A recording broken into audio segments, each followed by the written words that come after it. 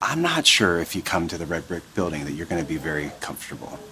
We don't believe learning happens in comfort per se. Learning happens in tension.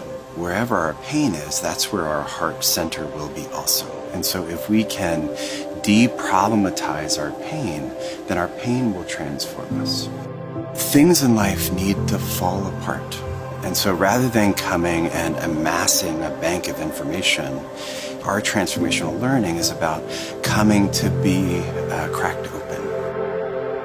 What does healing, hope, faith, love look like in the dirt? We can say those words, but they tend to be up here at 30,000 feet. And I think the better, harder, more gospel-oriented work is getting down in the dirt. I love it when students take poetry and art and it almost begins to dance because they connect it to these ideas that are happening in the classroom. Those are magical moments for me.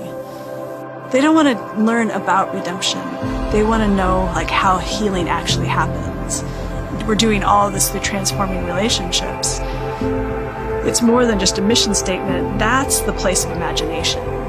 This is what we could call the theater of imagination. I mean, tools can tend to be a little bit abstract, but they give us a lot of power to do this work.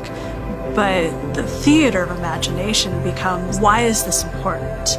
And I've learned so much from the students here because they're able to take what feels really abstract from a book or abstract from a lecture, and they go, oh, I see how this relates to my life, and I see how this actually takes me someplace else. When I think about this community and transformation, I think about the high value we place on people and what it means to be in relationship with other human beings. If theology doesn't have hands and feet, if it can't get on the ground and walk around, then it's basically pointless. You can have all the knowledge in the world, but if you don't have love, you have nothing.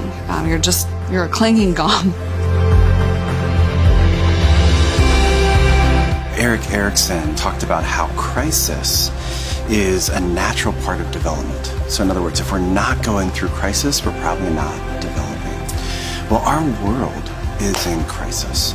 We're trying to engage the crisis. So we see those crises as something to lean into, as opposed to that we should set up an ivory tower where we can set ourselves apart and somehow then become experts on what to do about that.